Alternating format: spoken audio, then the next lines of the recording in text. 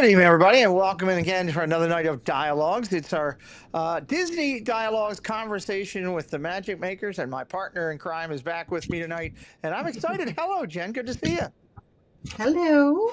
It's going to be a fun night here on the stream. I'm What looking forward to it.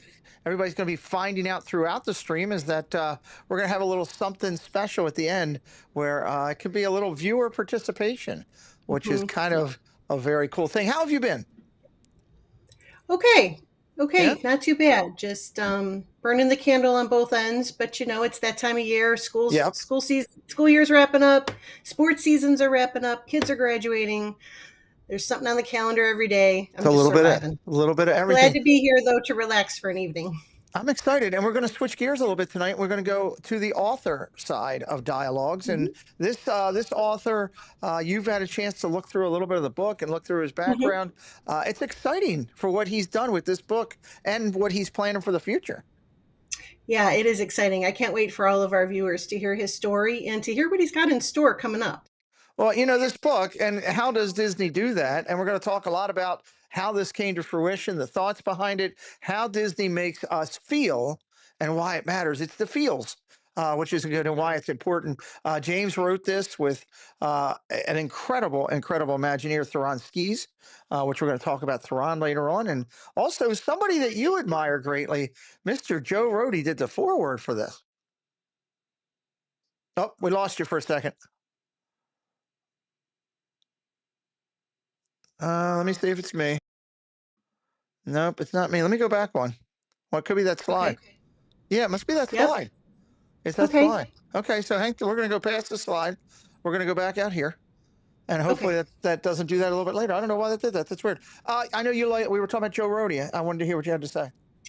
Who doesn't? Who doesn't know who Joe Rohde is and admire the guy? And I mean, he's an icon.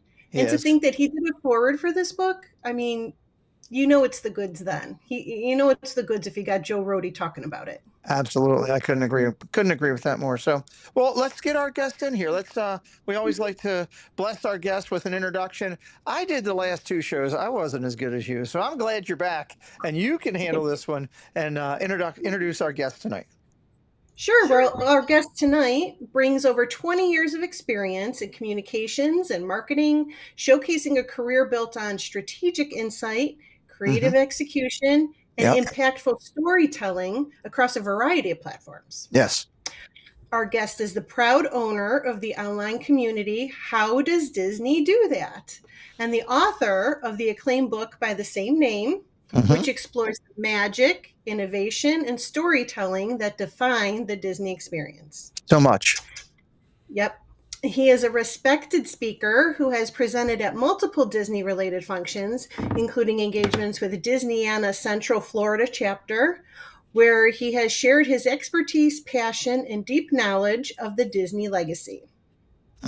Our guest tonight is a published author whose books are available globally, not just nationally, but globally through major retailers, including Barnes & Noble, Books A Million, and Amazon, reaching readers around the world with his engaging and insightful work. And we're gonna put those links in tonight. Our moderators have the links so that you can buy the book tonight. And if you do, please let us know.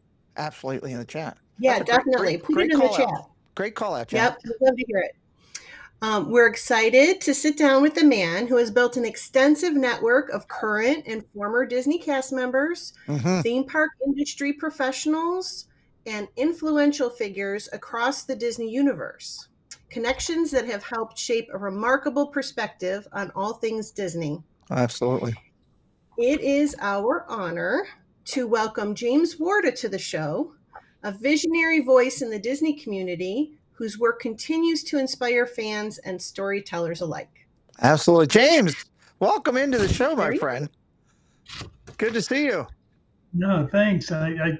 If you guys could just kind of accompany me around and just give that opening bio for me wherever I go. We'd be glad to. Sure. Yeah. I'd love to. We'd be glad to. Let me know when and where. I'll be there. She'll be there for you. She does an amazing job. Welcome in, my friend. So for those of you coming in and watching either live or on the replay, a couple points of interest before we get rolling tonight. One, All of James' links are going to be dropped in the chat throughout the night. You'll be able to click on any of those at any time, and give him a follow on any of his social medias, on the websites we're going to talk about, and also 2 YouTube channels that we're going to talk about that have made an impact, his and another special one in just a few minutes. Also want to remind everybody that we're going to be dropping the links for throughout the night to purchase James' book wherever you want to do it, whether it's Amazon, whether it's BAM, or it's over on Barnes and Noble. There's so many places you can buy this book. I have read this book, and I'm telling you, you want to get your hands on it because the inspiration behind it is really awesome. And James is going to talk a little bit in just a little bit as we go through the interview, because part of the proceeds of this book go to a very, very special cause. If you're new to us tonight, hit that subscribe here tonight. And last, I'll tell you, hang tight, everybody, because at the end of the interview, as I got the Orioles jumping onto my TV there, apparently they want to actually play tonight. At the end of the interview tonight, we are going to tell you a special, special way that you may be able to be a part of a, let's just say it's something special. I'm going to leave it at that. Hang tight till the end, and we're going to get into it. So, James, let's get things rolling for our audience who may be meeting you tonight for the first time. Could you just give a quick snapshot into who you are and what you're known for, and a little bit about you, so that we can break this ice? Sure. Let's see.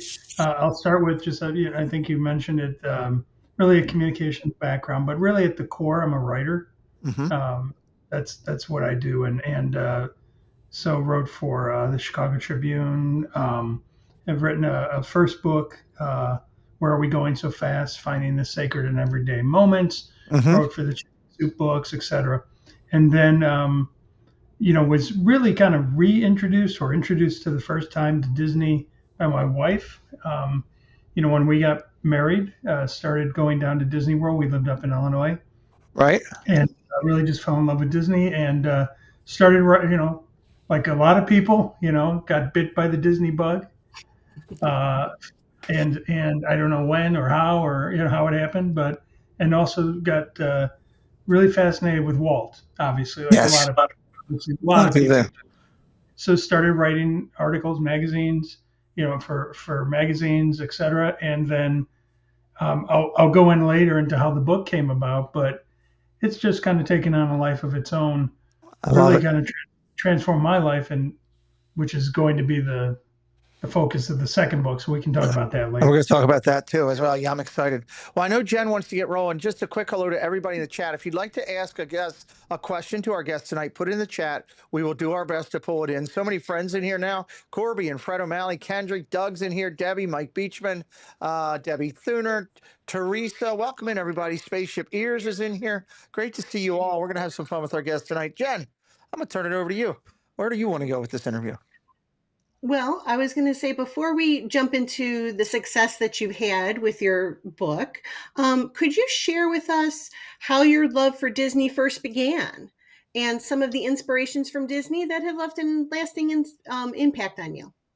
Sure, yeah. And what's interesting, and I talk about it in the book, is as a kid, I liked Disney a lot. Uh-huh. I watched The Wonderful World of Disney on Sunday Night TV, and yes, like good Kurt one. Russell movies, but I didn't really watch the classic Disney movies. I never went on vacation to Disneyland or anything like that. Okay. It wasn't until I got married and my wife, Gina, started planning trips down to Disney World, and we had kids, and we started going, that I really fell in love with Disney, and we, in the book, I kind of lay out when our trips were. Right. And you can see the relationship with Disney really growing, because it goes from one, every couple of years, every 3 years, to every 2, to every 1.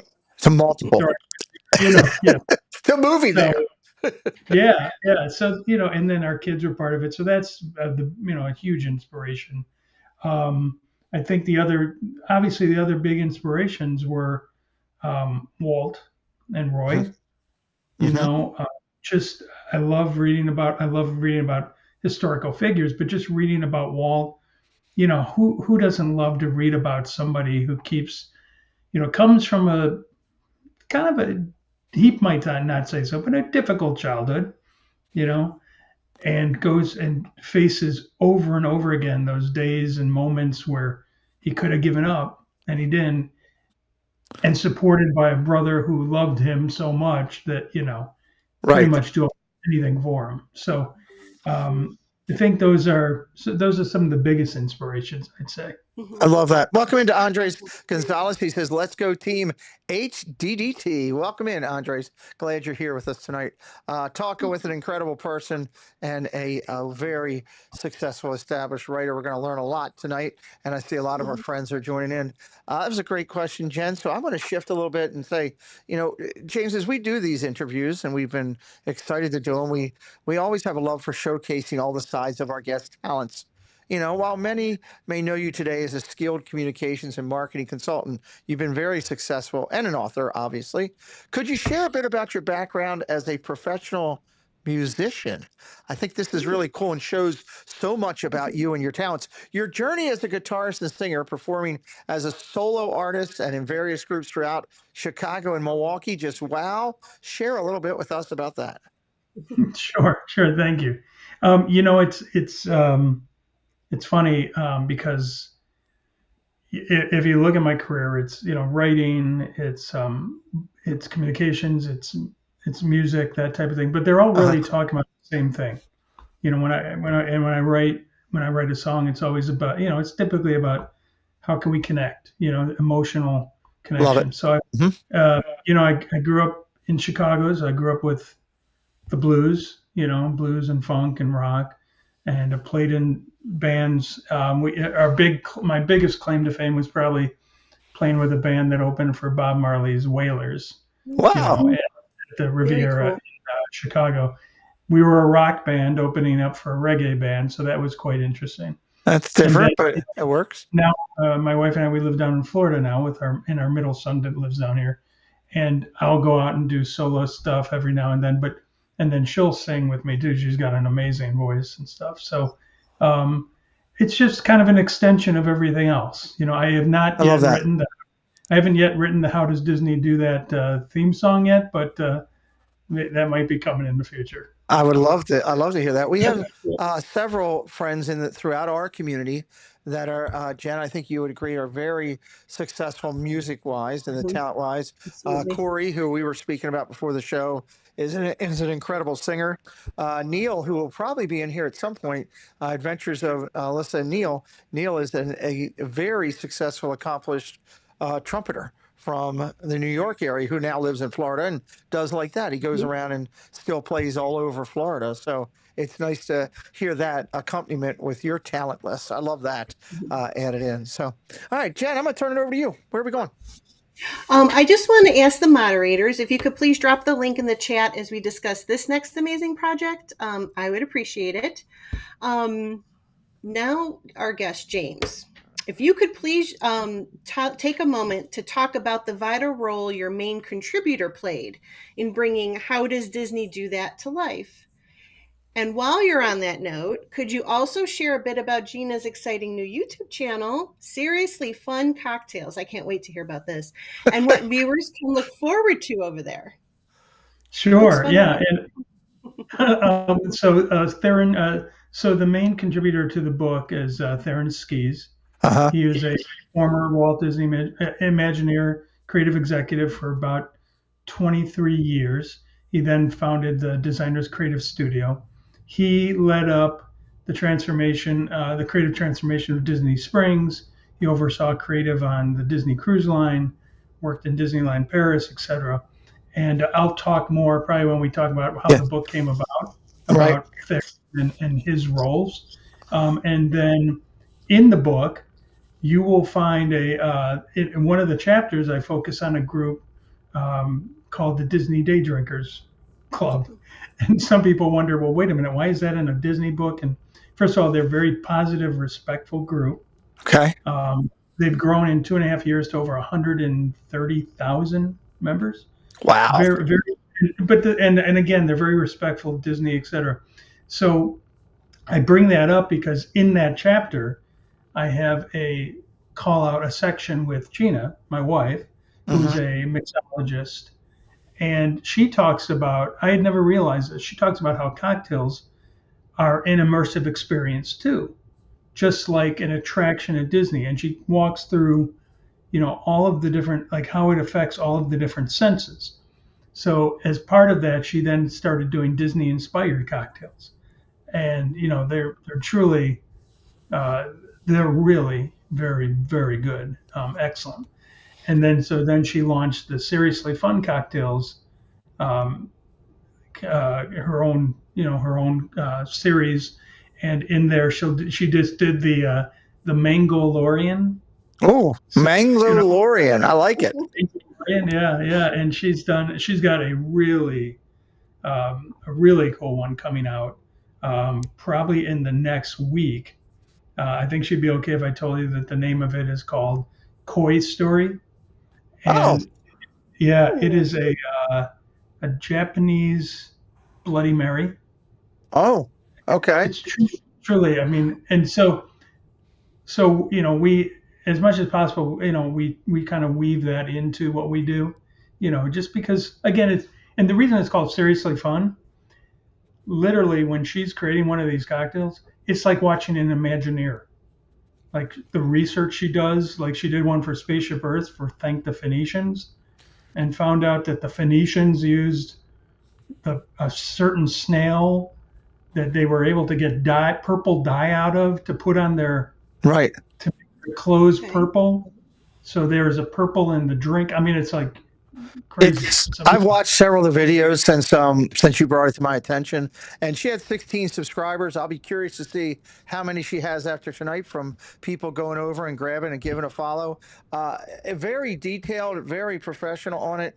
Um, Jen just texted me and said maybe here's a meetup drink in here. We always have, that's a great idea, Jen. We always have at our Maryland meetup that we do in August. We always have a specialty drink. My daughter is a bartender at our event, so we always look for something. So I know Jen will be going through there, running through, saying, "Oh, let me look what I can find." This she's already saying yes, that's going to happen. that's right. And So you know what? I'm gonna, I don't want to commit her to anything, but I'm sure she might be interested in doing a special cocktail just for the Pete oh. McDevitt show. All right, well, I'll have to So put Jen in touch. We'll have to put her and Jen together Nice. because yeah, we can Jen handles connect. all that. That So would be fantastic. Teresa says, I just subscribed to both of the YouTube channels. Thank you, Teresa, for giving both of them a follow. Debbie Bernfeld says, I just subscribed to Seriously Fun Cocktails. Thank you, Debbie, for doing that. Jonathan Chong saying, hey, I just subscribed to that as well. We might, you never know. Great. If we get 16 people to do that today, we could double her viewing power in one night. That would be pretty impressive She just launched it. So, and then she's got a Facebook page by the as same well. name. Absolutely. So that's pretty cool. Well, thank you. Thank Nice. you for sharing that. I love that. And Jen will be all over that as we move forward. Well, let's take a look as we go here and let's talk for a little bit about, James, we always enjoy hearing about the people and moments that have shaped our guest journeys because the journey brings you to where you are now with us. In the past, you've mentioned some powerful influences. Walt Disney, you mentioned him tonight. Abraham Lincoln, Mr. Rogers, Michael J. Fox, Dick Van Dyke. Man, that's a wide variety across of inspiration, and even the Cubs, the Chicago Cubs. Could you take a moment and open up and share about how these impressions have made on you, both personally and on your career path? Sure, and it's funny. It's one thing to put that in writing, but then to see a slide and to actually see all their faces together, it's like, oh, okay, wow. And really, for me, it comes down to if you look at those people on that slide, and obviously there's a lot of women who've been influences, but if you just look at those people and you said, okay, what are the common things, the common themes that tie them together, right? Hmm. And obviously, Walt was obviously a huge fan of Hmm. Abraham Lincoln. Yes, he As a was. writer, I love Abraham Lincoln just as a writer because you can pick up his stuff and read it, and it's like he's living right now, Yes, you know. absolutely. Um, and again, went through one of the most tremendously difficult periods of time in this country, and I think stayed pretty true to some ideals and that type of thing. So, you've got him, you've got Michael J. Fox, who again, excellent writer. I don't know if how many people know that, but if you get a chance to read his books, Lucky Man, and Lucky great Man's writer. great. Lucky Man is Yeah, great. yeah. Yeah. And here is someone who's saying he's taken something that's a very difficult thing, Hmm. and he has found the gifts in it, and courageous. And I think he's played guitar with like Coldplay, and Yes. truly. And, um, Dick Van Dyke, obviously. I mean, everybody loves Dick Van Dyke, right? Yes. Obviously tied to Disney, but just as a person, I think when thankfully he's still with us, but I think when he is no longer with us, I think there's going to be it's going to be like Robin Williams. Yeah. When Robin Williams was gone, people just feel connected to him. Hmm. And then what else? What do you have to say about Mr. Rogers except we could all use a lot of Mr. Rogers in our lives, So Absolutely. I Yep. just watched the Tom Hanks movie, um, the Mr. Rogers movie, Beautiful Day in the Neighborhood. Beautiful. Yeah. Beautiful Day in the Neighborhood. He did a great job with it. Tom Hanks seems He to did a just really wonderful job, fall and into those so things. all inspirations, and then the Chicago Cubs. I'm a Cubs fan, and for a long time that was a very difficult thing. And then 2016 hit, and they to win a World Series with those kinds of incredible odds, and the Jen's a pressure Cleveland that was fan. on. Jen's a Cleveland fan. Oh, sorry, I'm a sorry. Guardians fan. Yes, I understand This because is like sticking a knife in my heart and twisting it. So thanks. and the Cubs went through the same thing, and with Yeah. I won't go through all the past history of the Cub problems, but so that it all just kind of it all goes back to those main themes of kindness, courage, persistence, all of that. I When love times that. get really hard, you need people like that. I love that. Mhm. A couple quick points of reference, and I want to highlight Dick Van Dyke in a second too. I want to thank Barry Place 28. Bob gifted a membership here just a little bit ago. James, that's somebody. Bob will be somebody I put you in touch with. He's a West Coast friend, and they do a show called The Streamers Hangout. Am I right on that, Jen? I always get that. I always get their Yeah, name a wrong. Park Streamers Hangout. Park Streamers Hangout. Park Streamers Hangout. Mhm. They do a lot of interviews with artists and authors and all out there too, and that'll get you some West Coast attention for you. And I'll hook you up with Bob there. So thank you, Bob, for doing that for us tonight. I want to remind everybody that we're dropping the links in for everything for James and for all of his community of how does Disney do that. There's so much to it. Make sure you're hitting those follows already. I also noticed that. We are up to 29 subscribers for Seriously Fun Cocktails. So you guys bump that up over there. Nice job over there. 13 or 14 followers. That's fantastic. If you're new to us Great. tonight, for whatever reason, hit that subscribe. We want you to come back. And finally, we got something special going on at the end of the stream you do not want to miss.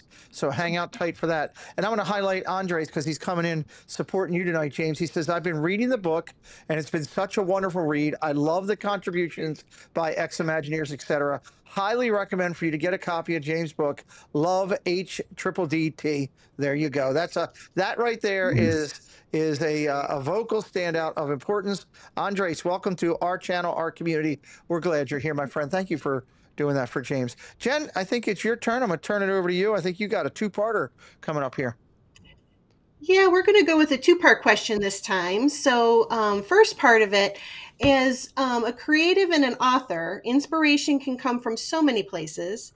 Can you talk a bit about how the aspects of reading and deep diving into Disney films, spending time in the parks, and the support of your family and friends have influenced your creative process and helped shape the How Does Disney Do That community? And then the second part of that is looking ahead, what's your vision for growing and expanding that community even further? Love that. Sure, thank you. Yeah, and I think as an author, as a musician, as any artist, or you just want to be, immersed in it all.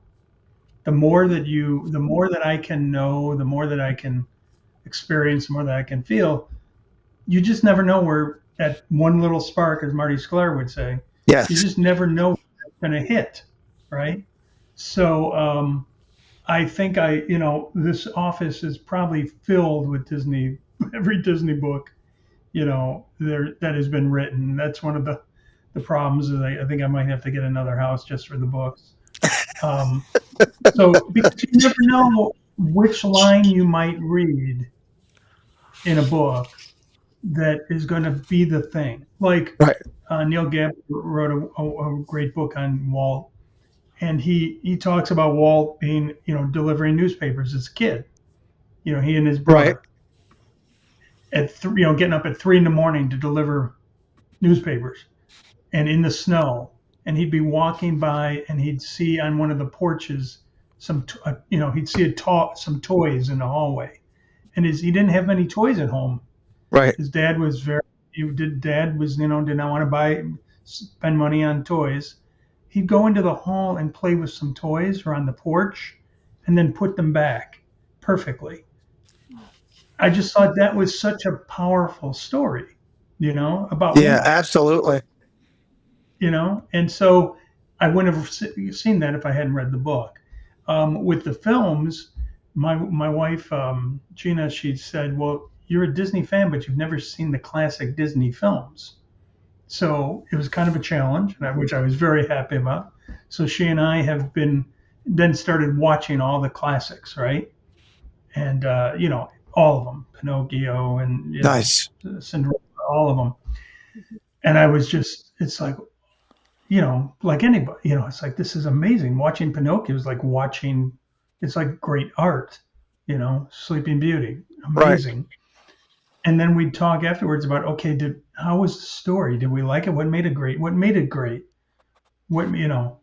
So, and then walking through the parks, my wife she's very used to, we'll be walking through the park and everyone's walking forward. And all of a sudden I stop and I take a picture, of like here and here, and, and because you just never know, or I'll be standing in a queue and you overhear something.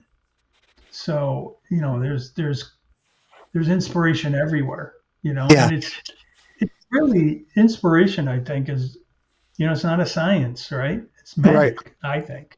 I love hearing you say that because I know in things that I've read and done with Walt or things that I've watched with Walt, multiple times I heard Walt through something when he was talking about hearing something or some inspiration or came out of nowhere. He would say the term, "There's a story in there somewhere. There's a story in there Mhm. somewhere." And I think that's great. And I think that's kind of what you're doing is with this vision.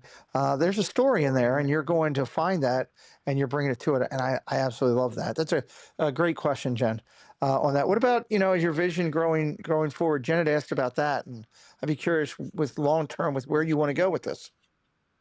Yeah. So I think longer term, with the community. So we have groups on Facebook and LinkedIn that make up the How Does Disney Do That community. We Okay. have an Instagram page too, and all.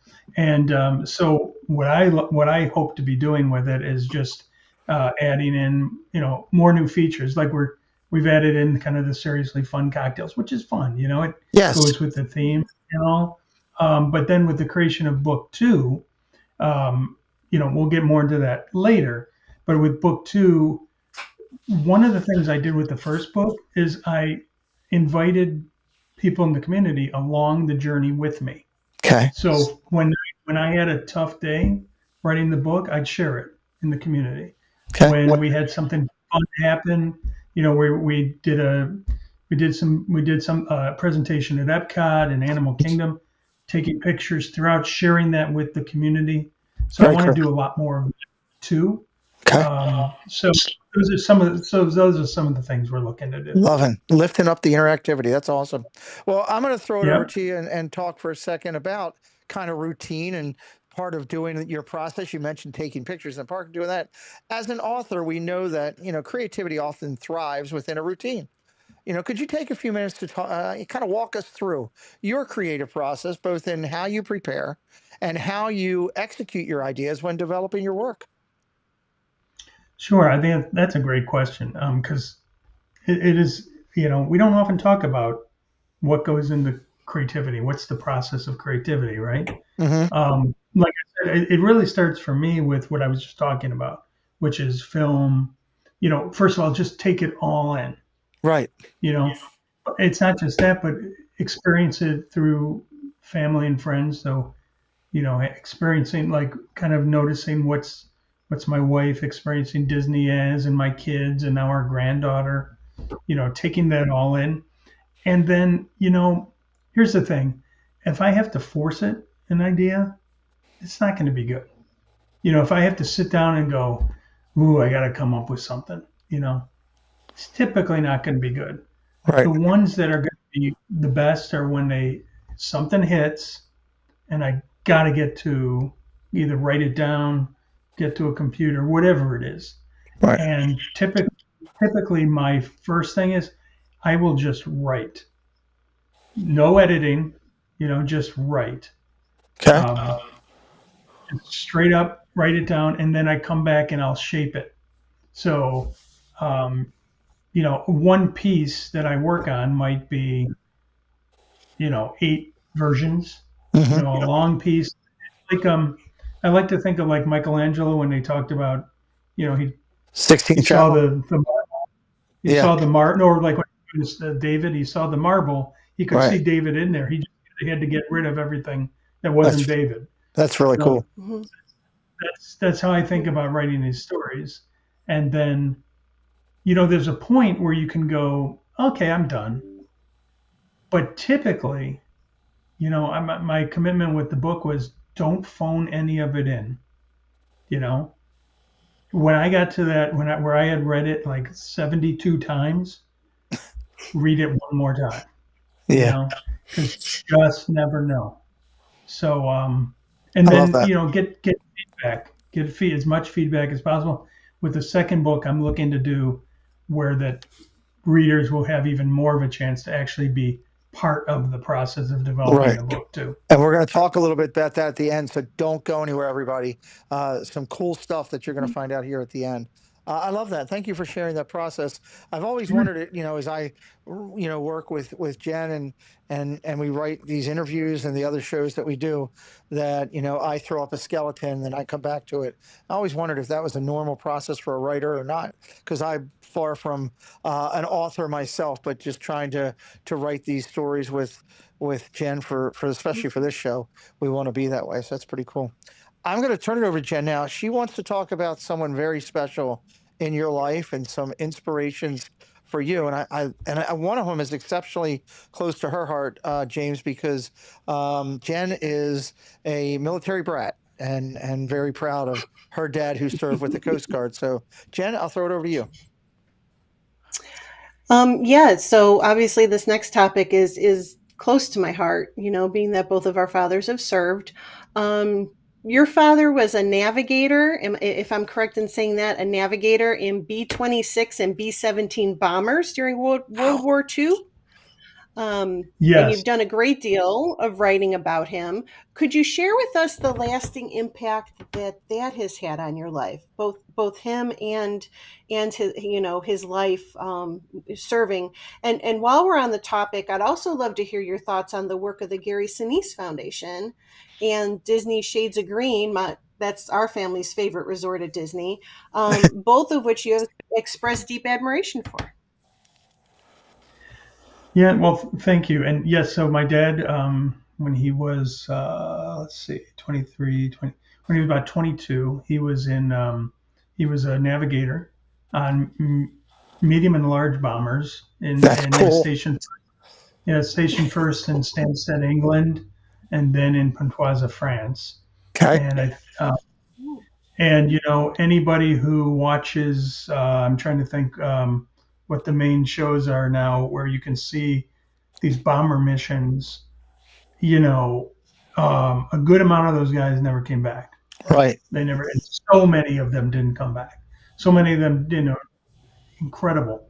And so, if you want to read there's a wonderful book called Mission. It's about Jimmy Stewart. Oh, Jimmy Stewart, as an actor, went over to and served. England he was a commander of a bomber squadron, and he flew many missions, and Many just missions.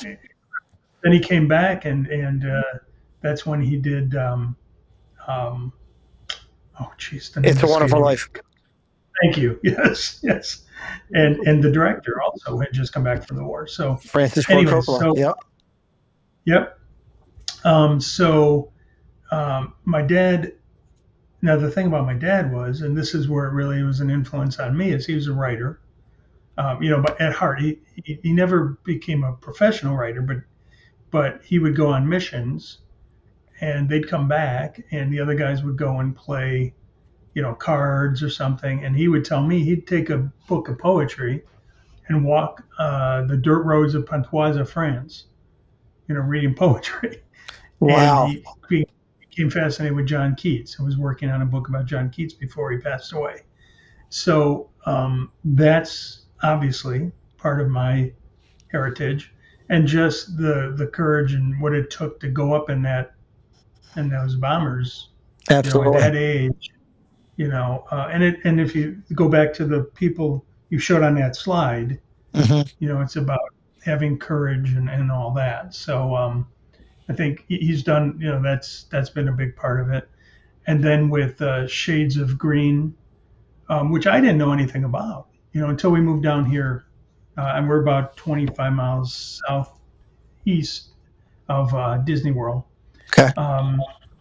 I didn't realize, Shades of Green was originally a Disney resort, Hmm. and that at one point, I think it was the Army advertised in the paper down here, the Orlando Sentinel, they were looking for a new recreation site, Hmm. for the military. Disney jumped in. They turned this resort into one for the military families. And then I think the Army purchased it, but Disney still owns, I think, the land and takes care of, maintains it. And then the Army purchased it and became Shades of Green for all the different shades of green of the different uniforms in the Yep. military. And all proceeds And go I to know, MWR, which is great. and then Disney itself has just a tremendous veterans program, Hmm. Cappy Surratt and others. Yes. And then the Gary Sinise Foundation, obviously with Gary Sinise, his ties with Forrest Gump, um, and then, but he has his foundation has something called the Snowball Express, Hmm. where they bring the families of who have had fallen heroes. All heroes. Once, I think it's once a year. I think they get them on a plane and they fly them to Disney World, and they take care of them. And again, it feels very much like kind of like Give Kids a World Village, so which we'll talk about. But We're going to talk about that shortly. yeah, so That's a great inspiration, and it is a great transition to where we're going to go next. Which I thank you so much for sharing a little bit about you. I sure, want to get into the book now and start kind of looking there. We'll check and make sure. Hopefully, we've got everybody here. Talking about the book, how does Disney do that? Every great book begins with a spark of inspiration of some sort. Can you take us back to where the initial idea for how does Disney do that began, and how the concept may have evolved or changed from your early vision to the published version today? sure. And for that, I just happen to have a copy of my book here, Nice. so I'll read the first two lines. To paraphrase Walt Disney, it all started with a mouse. For me, it was a banshee. And so about 4 years ago, my wife and I were still living in Illinois. My middle son, Matthew, lived down here in Orlando, and we hadn't seen him for about a year because of the pandemic. Right. And he called us and he said, "You have to come down and go on two new rides, Rise of the Resistance and Flight of Passage." And then he said something very important, that he said, "Don't look at anything about those rides before you come down." And I didn't realize how important that was until later. So Okay. we came down and we went on Rise of the Resistance, and that was incredible. And then went on Flight of Passage. My wife had been on it with him. And so I got on with him, and I don't want to ruin it for anyone who hasn't been on it, but if you haven't been on it, right after this show, I don't catch a taxi. I don't know if there's maybe an Uber, and get ready and go on it because it's amazing. So we're sitting there. We gone one of the most detailed queues in all Disney attractions, and we're sitting on these mechanical banshees, and realize. So Star Wars, like most, I had a emotional connection to it. But Avatar, I like the movie, but I didn't have an emotional connection to it, which makes this even more important. So my son and I are on these mechanical banshees, which are like flying dragons, Uh-huh. and we're waiting. And all of a sudden, the window in front goes up, and we swoop in to Pandora, Beautiful. and we're flying around, and 2 minutes in, I started to tear up, and I'm like, what's going on? What is this? I'm like, I'm a 57-year-old man at the time, tearing up, Hmm. and so minutes went by, and I'm like, oh, I'm feeling wonder, oh, this is wonder. We don't get to feel that too often as adults. It's like, this is Right. wonder. And I got off the ride, and my son and I walked out, and I remember exactly where I was, and I said in my head, how does Disney do that? And That's and amazing. what I didn't mean, so I knew right away I didn't mean so much the method, like what was the rockscape and what were the Right. materials they used. There's a lot of shows and books that talk about that. What I meant was who was on the other end of this thing, who had felt wonder before, who had felt passion for this and wanted to make me feel that. It's that Marty And Sklar moment, that one little spark right there. exactly, and it's and the whole chain. So from creative Imagineers all the way through, the leaders who made it happen, the Hmm. cast members who sustained it, all of it. And after that, so at the time I was writing a blog for the Chicago Tribune, Okay. and as like, okay, I'm going to write about it, that experience. I had no idea what to expect. I'm thinking, well, people are going to think this is kind of weird, right? So I kind of hesitated. I hit send, and like within 2 days, I had over 100 replies from men and women saying that Wow. they had cried on Disney Friends. And then a couple weeks later, I was watching the Imagineering story on Disney Plus. That's good. Leslie I a wonderful series, and I noticed Imagineers tearing up about their attractions they worked on. And then a few weeks after that, I'm on LinkedIn, and I don't get a commission from LinkedIn for saying this, but it played a big part in the book. The Disney Institute posted about the Disney Springs transformation, and there was a video in it, and Theron Skis was in the video talking about the Disney Springs transformation. And he was really good. I'm in, my background's in communications and PR, and he's a PR Right. person's dream. Right. He's a great storyteller. So I commented. I said, "Hey, nice video," and he commented back. And we went back a couple of times, and he said, "Hey, do you want to collaborate?" Wow. So I'll just say, Disney fan, former Imagineer says, "Hey, do you want to collaborate?" It's like, yes, I love that. please. I love that. So we started talking. Oh, go ahead. No, I was just going to say it's just amazing. It just doesn't happen. Where trust me, I've been doing No, this a while. It doesn't happen like that. That's a blessing.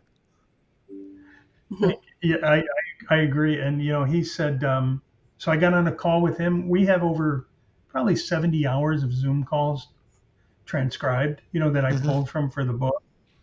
And he told me that Imagineers always had a question for guests, which was, how did the attraction make you feel? But because they were always moving on to the next project, they very rarely got a chance to ask that question. Right. So we realized there's a conversation here that could be happening between fans and the people who create the experiences.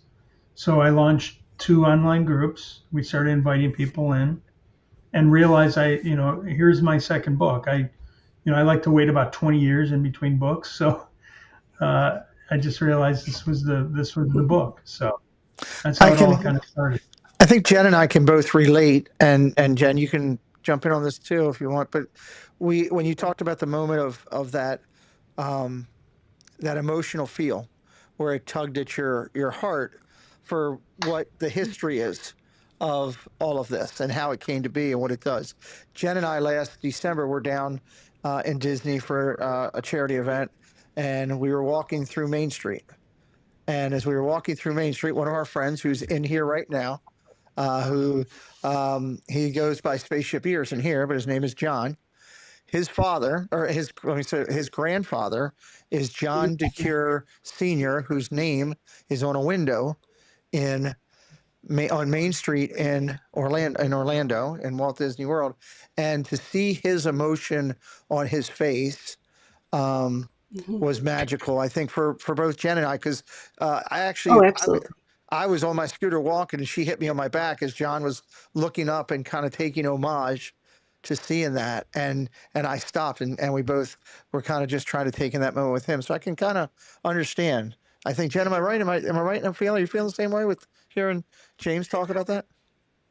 Oh yeah, absolutely, absolutely. I remember walking down Main Street and seeing that, and you just think about all of the people that have laid the groundwork down for all of us now to come and enjoy and feel and experience and make memories of our own, and it just Incredible. tugs at your Hmm. heart. And we're going to talk about Thrawn and another Imagineer in just a minute, but I want to turn it over to Jen for a minute. Go ahead, take it away.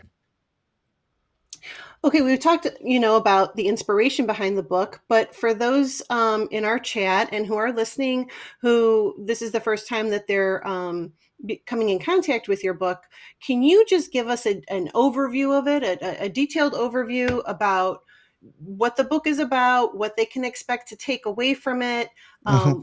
different sections, just a little bit more detailed as to what they're going to find in it. Sure. Yeah.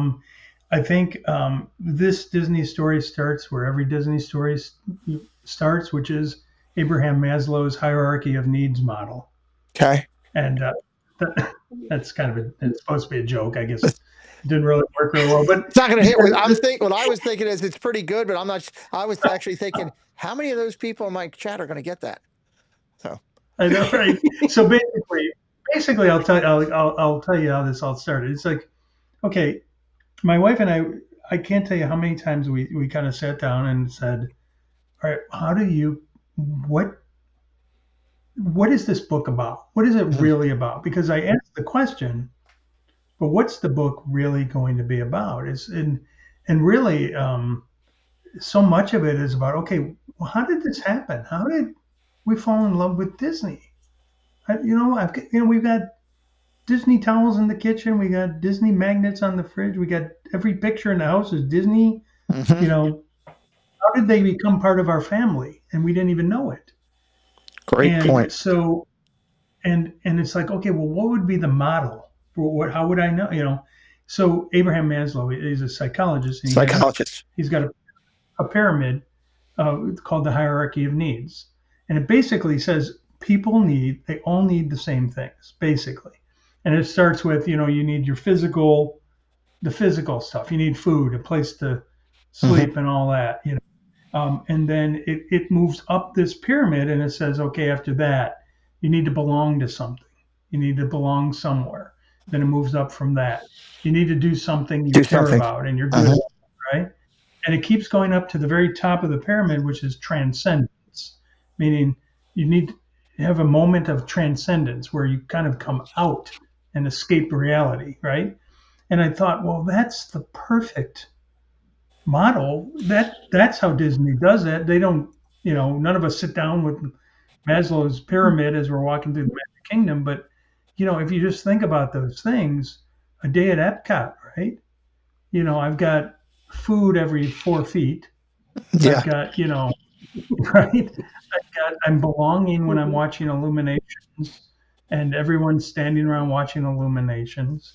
Um, I'm able to do things I'm good at, I care about, try all new things, learn about cultures, right? And then, I mean, that moment I just described to you, if we go back to, I'm sure it happens at Epcot too, but if you go back to Flight of Passage, that's a moment of transcendence, right? It's amazing. So that's the basic core of the book. And then really the chapters say, okay, all right, how did we fall in love with Disney in the first place? Yeah. You know, how do you, and then it's, well, how does that all begin? And it starts with details. The details, right? And the details are so incredible with Disney. It's almost like you don't mention them, right? Their detail work is just Right. amazing. And the details bring us into the story. We have to fall asleep and like start to dream, right?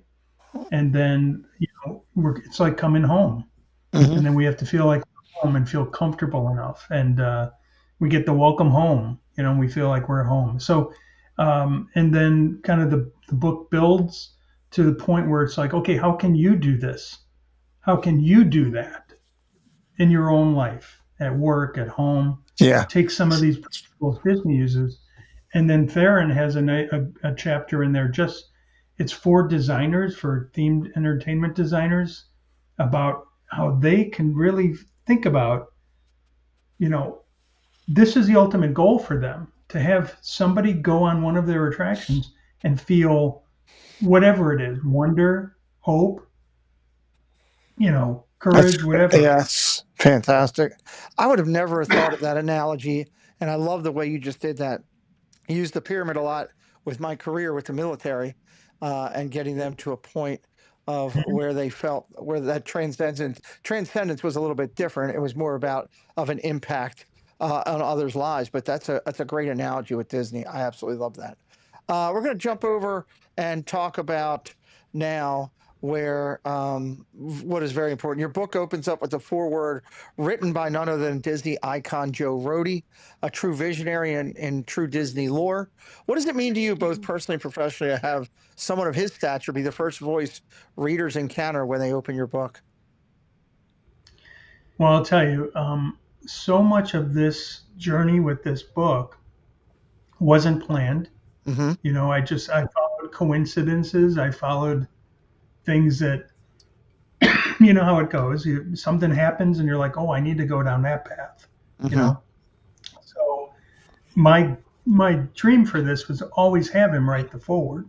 It made sense because this all started on Flight of Passage, and he was the Right. He creative was lead great. Yeah. for Animal Kingdom, for Pandora, for all of it. Also, just knowing just what he brings as a former Imagineer, now consulting with them, but just that passion he brings to making it real, right, Right. and immersive. So, but again, as with all things, it's like, okay, how do I get to Joe Rohde, right? But what I do as much as possible, I just ask. You ask, and I had another former Imagineer who was Steve Probus, just a wonderful guy. He worked on the Mexico Pavilion and Mm-hmm. just been so generous and supporting how does Disney do that. And he used to work with Joe, so he connected me with Joe. Joe was very, just really great about it and wrote the forward. And to me, that was like the perfect closing the circle, to I let love it. him know this thing you created, this thing transformed a life. And many more than just yours. That's awesome. Well, that's a great Right. transition to Jen. I know you wanted to talk about Theron Skis and his importance in the book. Yeah, I know that name's come up a few times here in our discussions. We know that that's one of the most significant relationships tied to your book is with former Imagineer Theron Skis, who served as your main contributor. Could you open up a bit, though, about the importance of that connection, the value that Theron brought to the project, and the relationship that you've built through the process? It's a great question. Sure, yeah. And I think it all starts when he said, "Do you want to collaborate?" Right? Um, Mhm. the Yeah. timing was the timing was perfect. He was no longer with Disney, but his own company hadn't yet. I mean, because it's basically skyrocketed. He's doing design work all around the world now, and he's got his own book coming out from my same publisher.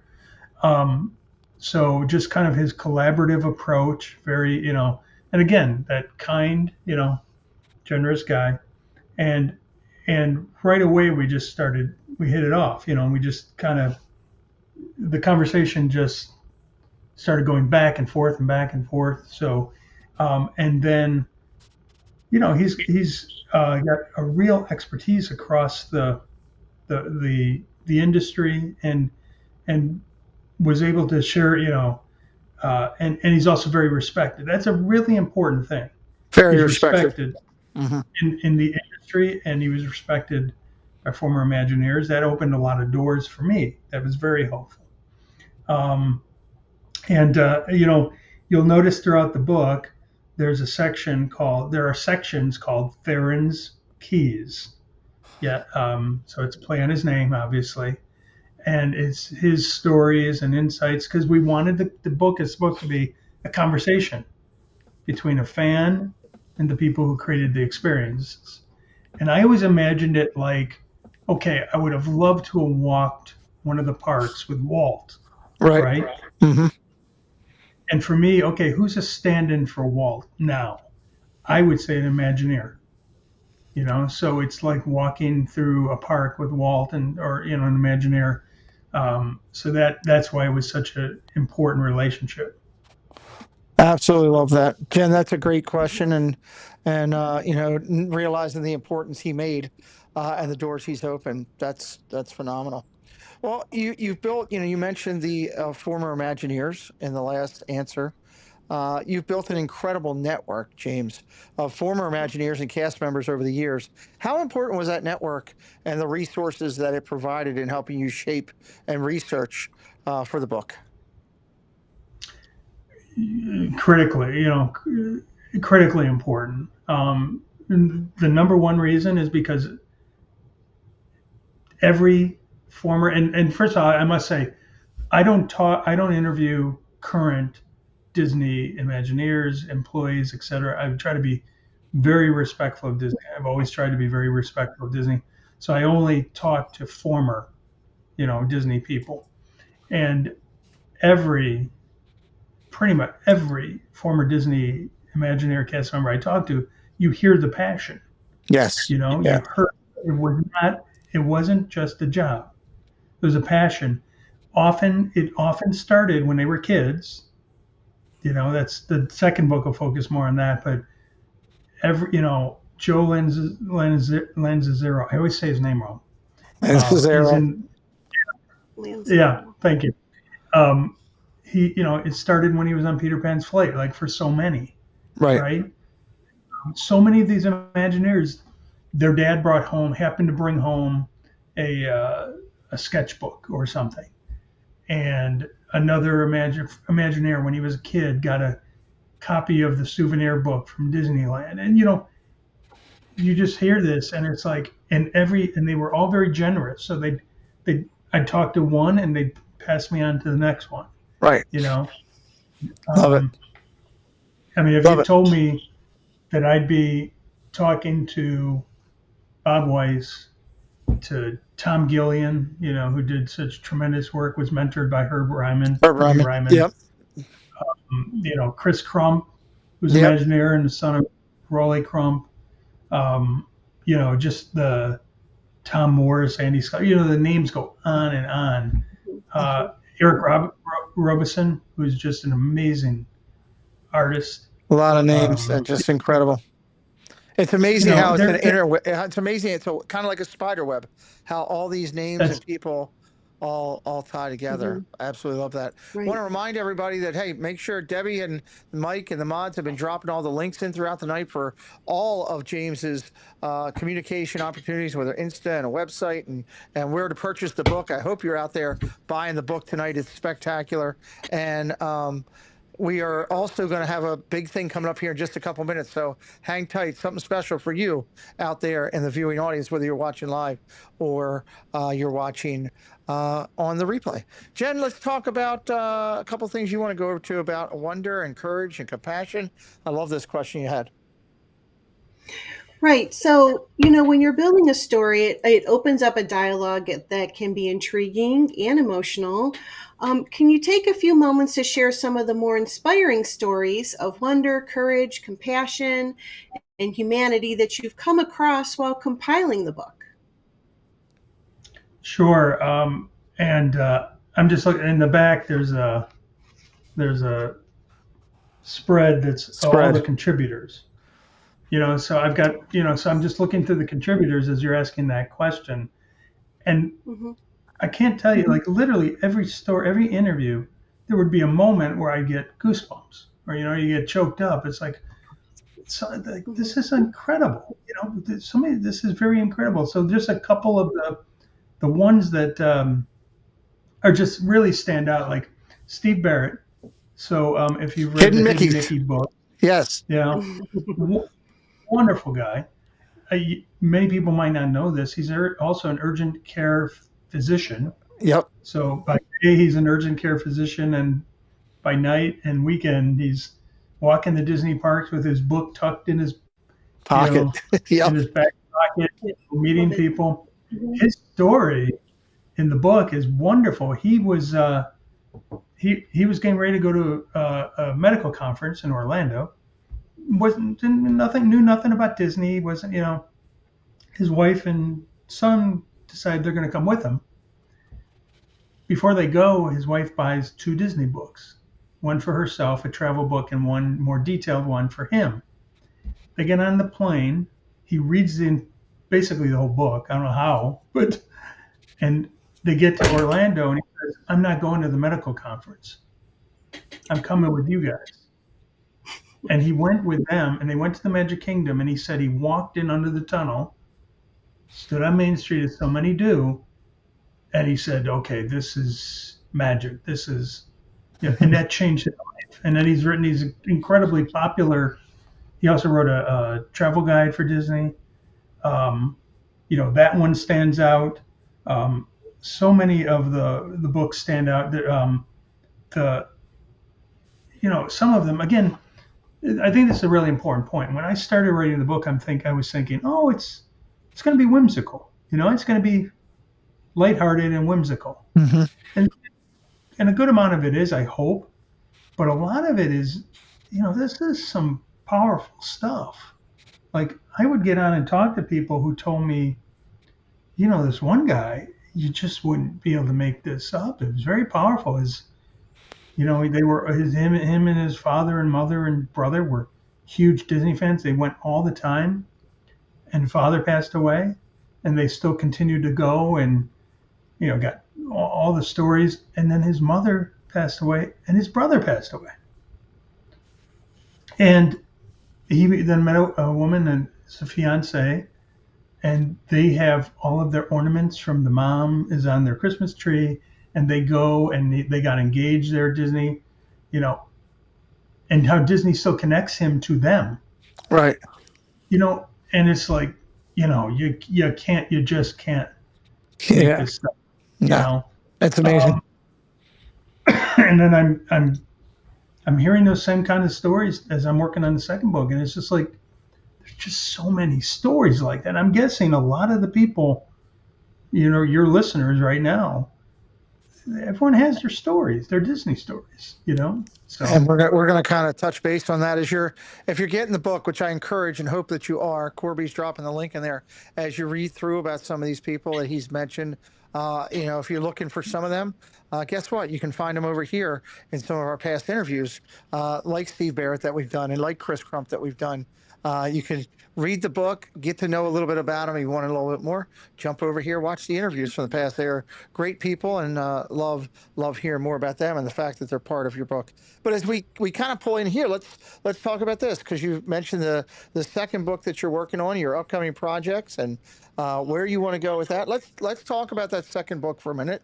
Let's talk about what your plans are with it and how the people watching tonight might be able to play a part in that. Great, great. Yeah, I said with the first book that it didn't quite go where I thought it would go, right? I let the book take me where it wanted to go. As I listened to stories, it's the same thing happened with the second book already. Mm-hmm. I had a plan for it, but then I started hearing more and more stories about. Oh, hold on one sec. There we go. Hold on, James. There we go. Sorry, I lost you for a second. Come back. That's okay. That's Go okay. ahead. So with the second book, it's already gone in a different direction than I thought it would go, Okay. just like the first book did. And it's because as I was talking to people, I hear these incredible stories of transformation. I mean, Pete, your story is a perfect example of the power of Disney to transform. And I realized, as I heard these stories, it's like there was a phrase that came to mind, which Okay. was Disney doesn't just change a day at the park, they can transform a life. And one story in particular kind of calls this out, and I won't mention his name yet, because at this point I won't mention the name yet, but it's a father who's in the How Does Disney Do That community, has 4 children. The youngest was diagnosed with selective mutism Oh. when he was in kindergarten. Okay. All of a sudden one day stopped talking in school and stopped talking outside the home. And this went on until second grade. And any parents who are on here right now, even if you're not a parent, what this must have been like. Or the teachers are trying to help, everybody's trying to help.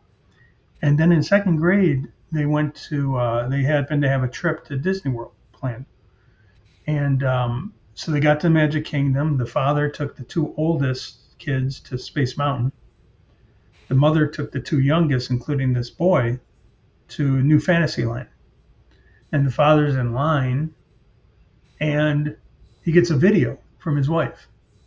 It's a video of his young son with a cast member. The cast member was selling swords and shields, wooden swords, and gave the boy a sword and shield. And they were having a fight, like a play fight.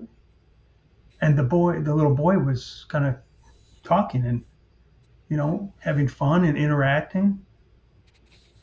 And the father said from that day forward, the young boy started to come back out of it, to the point where he was then talking in school again. That's awesome. It's like there's something here. It's just like with the first book. It's like there's something here that needs to be examined or talked about or felt. Right. A story to be told. So the second book is going to be focusing on these stories of transformation, and it doesn't have to be something that extreme.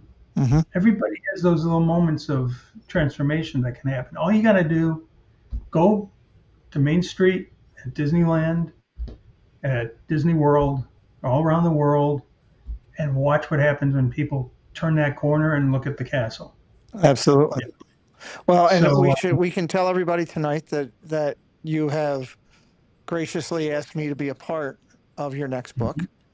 We've already done interviews for it to build up upon it. So thank you for feeling that my story is impactful enough to be a part of your next book. And then also you wanted to reach out to the people that are watching today and say, hey, you could do X, Y, or Z to be a kind of a part of the thing, right? Yeah, and in fact, just to talk about, so when I first met you, I went on and looked at your site and everything, and I looked at your kind of welcome video, intro video. Mm-hmm. And it was another part of going, okay, yes, this is the right place, right way to take the book, because your intro video starts with moments of transformation in all the Disney films. Mm-hmm. So, it was perfect. It was serendipitous. It was like, okay, yes, this is the right thing. In the first book, there was one chapter there I focused on how Disney brings groups together, these larger groups. Mm-hmm. So in the second book, I'd like to do the same thing with your group, really focus about this wonderful community. I mean, you've been so generous and all. So what I wanted to do is ask that anyone listening who has a Disney story, and it can be any kind of story. It doesn't have to be it can be anything. And it just, where you've had a transformative moment, something that changed your day or whatever. It doesn't have to have changed your life, just something that transformed part of your day. But if you are interested and would like to be included in the second book, if you go to my website, howdoesdisneydothat.com, you'll see right at the top is a submit your story. Mm-hmm. And you can just put in, you don't have to put the whole story in. You can just put in a couple sentences describing it. And you can say, if you can mention the Pete McDevitt show, so I know you're coming from this group. I'd like to include as many of those stories as I can in the next book too. And we're going to be talking about that on many of the shows. I'm going to put together, kind of like we've done for others, we're going to put together a small clip on this, and I'll highlight it. This is your chance out there for being a part of this great community that we have. If you've had an impactful, transformative support that comes from the Disney that changed your day or your life or something within your life, you can reach out to James and he'll get back with you. And, it's a great what he's doing, because at the end of the day, it's not about, hey, look at me, or hey, I'm in a book, or any of that. What it's about is that your words, your story, may be able to make a difference in someone else's life who reads this down the road. And you never know who's going to read it, who's having an absolutely awful day that can relate to what happened to you, where you might be able to change that around. And I think that's a beautiful thing that James is doing. Jen, I think you feel the same way, pretty much, I would think. Yeah, as I was sitting here just kind of listening how, our viewers can submit their stories, I was just thinking how many times we've done even the Triple C show, the Clubhouse Chaotic Chat, where we bring people on and they tell us their Disney stories. And we're like, we never knew that. That's amazing. That I'm so glad you told that story. I'm so glad we interviewed you. So, yes. I mean, I just keep hearing ding, ding, ding, ding, ding, like all these different things going off. We have such a wonderful community here. Everybody has a story, and all of our stories matter. All of our stories mean something. It doesn't have to be a big, elaborate story that completely, changed your life, for the good. Everybody has their Disney story that means something to them. And this is just an amazing way to get that out into the world. And we're gonna highlight that as 100% for sure. I want to let everybody know that, hey, if you'd like to connect again with James, the moderators have done an excellent job of teamwork tonight and working on all the links and everything. You can reach out to him at his Facebook group. How does Disney do that over there? He has the Instagram that you can keep up with everything going on and updated with his Instagram. It's easy to follow, and click and give him a follow. He's got his YouTube page over here, which is a great one, and doing very well as it goes through. And we should also, I want to continue to highlight his wife's page, which we now got up to, I believe it's right here. There we go. And we've got her up over 29, 30 subscribers. We've almost doubled her viewing opportunity today. So you can find James over on both. Of course, his website is where he told you can tell your story. And we're going to be talking about that and giving, or just sharing out the opportunity to tell your story and potentially be a part of his book and tell everybody about the great community we have over here. Of course, his website available there. And he talked about LinkedIn. If you're over on LinkedIn and you're using it, you can find the How Does Disney Do That public group over on LinkedIn. We've been acknowledging ways to buy the book here. How Does Disney Do That? You can find it over on BAM. That's Books A Million. I yell at BAM just because, I don't know, Preston used to yell that as a kid. Barnes & Noble, you can find it over at Barnes & Noble.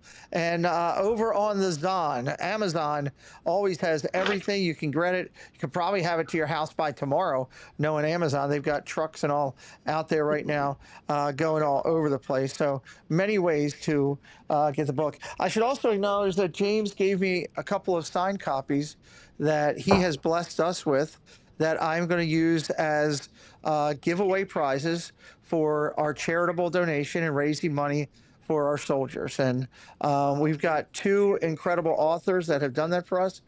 James has done it for us, and James also Noah of Noah's Fine Art, who is one of the top people when it comes to art with Disney. He wrote a book about inspiration, much kind of, same thing to yours. It's really giving the positivity out there. So I want to thank James for that, and we'll make sure that those prizes are out to everybody here. James, as we pull into the station here, and I got a big announcement here too for next week. In just a minute, I'd like to do a final thought of the night with you, if we could. I'll let Jen go first, because I always like ladies first and being traditional with that. So Jen, your final thought of the night, and then we'll do our guests, and we'll talk a real quick for you and I for a minute about next week. Sure.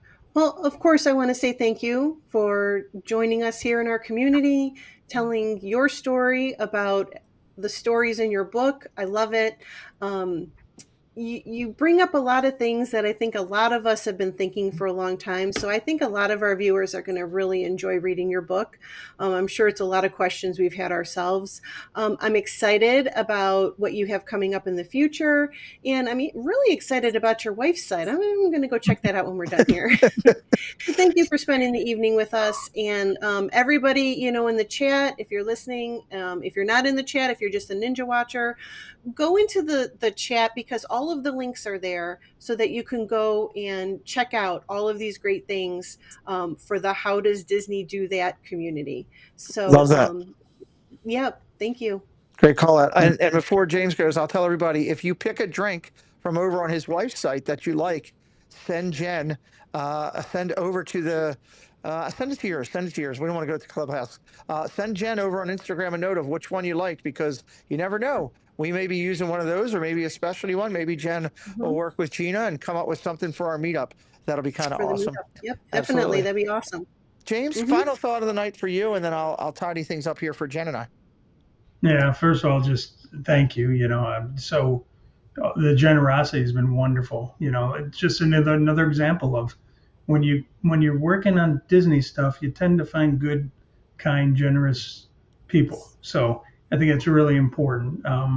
Second thing is, I'll just say, if anyone does buy the book, if you'd like a free autographed book plate sticker for the inside of the book, you can just send me a message on my website, same place, where that submit a story message, and I'll send you out a free sticker. Love that. Cool. For me, it always comes back to, it's so easy in this world to feel disconnected, to feel just overwhelmed and busy, and we all need some kindness, we all need some hope, we just need, it can be pretty tough, so to me, that's why I always say, if Disney didn't exist, we'd need to create it. Yes.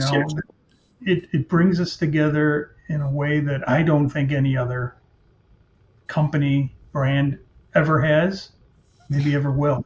There's just something important about it, and it all goes, to me, it just all goes back to Walt and Roy. I mean, there would be no this without Roy. Absolutely. But I'll just share one last quick story. When I was writing the book, I'd be at this desk literally going, I can't do this. I just can't. There's no way. I don't know what it's supposed to end, how it, I'm exhausted. I can't do it, and I somehow feel Walt's presence with me. It felt like he was literally over my shoulder, just kind of going, okay. And so when Theron and I did our presentation at Epcot, How Does Disney Do That? First one at Epcot, it was also the first time he and I ever met in person. We had never met in person for 3 years, and we met that night. And I interviewed Michael Broggie, who is the son of Roger Broggie. Roger Broggie. Imagineer. So I'm interviewing Michael and my wife and son were next to me and hearing these amazing stories of them as him as a child helping Walt with his train around his house and all. And at the very end of the interview, Michael reached out to me and he said, "Here," and he pointed to his hand, and I took his hand and shook it, and he said, "There, now you've touched the hand that touched Walt's." That's incredible. And goosebumps. Uh-huh. So that's what it's all about, goosebumps, tears. That's amazing, because to the everyday person, they're like, okay, big deal. But to anybody who has the magic of Mhm. Disney in their heart, that would mean everything. It would bring me to emotional tears just thinking about that. For my final thought, I said to you when we first started talking and you were interviewing me for the book that, God has a path. And I believe that. And I didn't know what that path was, 10 years ago for where I'd be sitting here today. I envisioned something totally different. But that path brought me into your world. And I feel like I'm a better person today from having the chance to get to know you and call you friend. And I love the passion of what you're doing and the value that you're bringing to everything with this whole opportunity to build a community around how does Disney do that. And the storytelling that you're allowing, it's an extension of what Walt wanted so many years ago and what Roy supported and found ways to support and make it happen. And I encourage you to keep doing that. And I have, just so everyone knows out there, I've told James we're going to do everything we can to help him keep pushing this book and to continue pushing the ones beyond that. I believe it's not a one-time thing when we do an interview. Jen and I have stated this many times. It starts with this onion that we peel open and find an amazing thing, and it turns into something beautiful. And we're so proud to do that. So thank you so much for sharing that with me tonight. If you'll hang backstage for 1 second, we'll finish up and then we'll chat for a minute real quick. Jen, it's another night where we've just said at the end of the interview, look, there's the goosebumps again.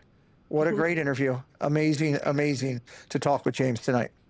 Yeah, absolutely. I mean, I think that the stories that are in the book are ones that we can all probably resonate with, things that we've thought about. So I highly encourage everyone to get your hands on that book. Yes, absolutely. And get a free signature, autograph signature sent to you. All aboard with Blake. Welcome in. Let me tell you two things real quick. One, first and foremost, look for more stuff from James coming on here. Two, we don't usually do this, but I'm going to do it tonight. Spaceship Ears, John, has a premiere tonight. Can we find that link, moderators, and drop it in? For those of you that don't know, John, who's been in the chat tonight, his grandfather is John DeCure Sr. He was a Disney Imagineer. His father was John DeCure Jr. He helped create Spaceship Earth. This is Disney history at its finest. And he is premiering his brand new YouTube channel where he's going to dig into the history. And tonight, I believe it is all about Peter Pan and the ride. Is it not? Okay. So please go over tonight, 10 o'clock Eastern time, 7 o'clock West Coast time. Check out John's link and drop that out. I don't usually do that, but I wanted to do that for him tonight. And whoa, Jen, we've been working on this. Look, I got goosebumps just saying whoa. We've been working on this for 4 months. We've been working on this for 4 months. Ladies and gentlemen, God, I'm getting goosebumps where I shouldn't have goosebumps. Next Tuesday night, we're going to follow up this spectacular night with James, and we're going to go back over to the artist side. It is the art of Scooter. He's one of Disney's most respected and influential artists, much like Noah, who we interviewed a couple weeks ago. He is listed and acknowledged as one of the top artists in the world, just like Noah. And he's bringing everything to the party next week at 8 o'clock Eastern time. Jen, we said, in order to make the artistic side great, we needed people that were legendary in the art world. And Noah and Scooter, and we had Shane Grammer and Kenny Yamada, and the list goes on and on. Next week's going to be spectacular. Yeah, when you think about Scooter, when it comes to mind for me, I think of him at the Epcot Festival of the Arts, and I think about the line to meet him about 2 countries long, maybe. Always, constantly, from open till finish. He's one of only a few artists. He and Noah, and there's a group of about 3 others. Rob Katz is one. that are invited to the festival for all 5 weeks. Mhm. All 5 weeks, they're just given a permanent home. So man, it's going to be a good time. So thank you again Mhm. tonight for being here and broadcasting with me. This was another great night. Really had a good time with you. Yeah, absolutely. Ladies and gentlemen, Every time we get together, it gets better and better. This was just absolutely. another great interview. Ladies and gentlemen, it's been our honor to sit here with you tonight and have some dialogues that involve a little bit of Disney with people that impact us in ways we didn't think about. James Warda did that tonight through his book. If you haven't had time to go order it, jump over to Amazon now, and you can tell me tomorrow night when I'm doing late night Disney chat at 10:45 for Insomniacs.